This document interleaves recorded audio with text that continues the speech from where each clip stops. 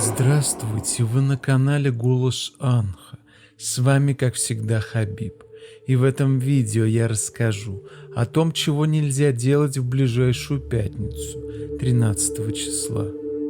Пятница, 13 число, дата, окутанная мистическим ужасом, который тянется сквозь века, далеко за пределы нашей эры, к истокам язычества. В те времена, когда мир был населен божествами и духами, эта дата считалась днем, когда силы тьмы достигали своего пика, когда завеса между мирами истончалась, позволяя злу проникать в наш мир с беспрепятственной легкостью.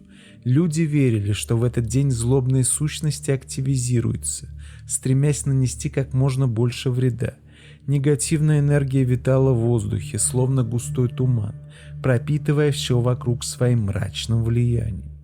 Ведьмы, хранительницы древних знаний и магических практик, воспринимали пятницу 13 как свой священный день, время наивысшей силы, когда их заклинания и проклятия обретали небывалую мощь. Для них это был день, когда можно было черпать энергию из таинственных источников, наполняться силой, извлекать выгоду из энергетического потока вселенского зла.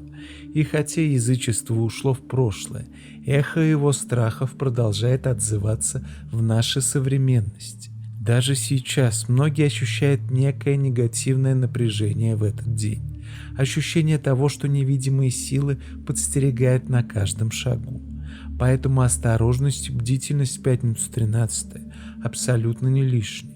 Следует избегать конфликтов, опасаться злых помыслов со стороны других людей, а также стараться исключить любую связь с оккультизмом и черной магией. Особо уязвимы в этот день люди с ослабленной энергетикой. Пятница 13 может казаться днем вялости и апатии, но на самом деле это не просто усталость, это активное изъятие энергии, своеобразный энергетический вампиризм. Организм буквально лишается своих жизненных сил, становясь более уязвимым перед негативным влиянием. Поэтому даже если вы чувствуете прилив бодрости, не стоит растрачивать его на бесполезные дела. Планируйте свой день тщательно, старайтесь минимизировать ненужные затраты энергии. Восстановить ее в этот день будет чрезвычайно трудно, почти невозможно.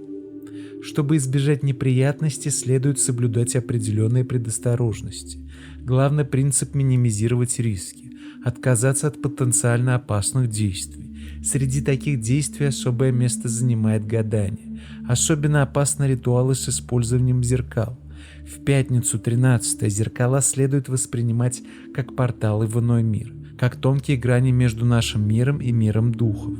Зеркала могут стать проходом для темных сил, для существ из других измерений. Древние предания говорят о людях, случайно открывших зеркальные тоннели и увидевших там ужасающих существ, демонов с рогами, когтистыми лапами, лишенных человеческого лика. Даже краткий взгляд в такой портал может привести к серьезным последствиям, нанося удар по психике и энергетике. Поэтому в пятницу 13 лучше вообще избегать долгого вглядывания в зеркала, а еще лучше закрыть их на время. Ни в коем случае не следует ставить два зеркала друг против друга, создавая своеобразный зеркальный коридор. Это может привести к непредсказуемым и чрезвычайно опасным последствиям, к нежелательным контактам с миром тьмы. Именно поэтому пятница 13 всегда окутана таким множеством предупреждений и суеверий. Это день, когда грань между мирами становится особенно тонкой и прозрачной. Поэтому осторожность в этот день не суеверие, а мера предосторожности. А на сегодня это все и помните. Внимательность к своим чувствам, рациональное планирование и избегание рискованных действий помогут свести к минимуму негативное влияние этого загадочного дня. До скорых встреч!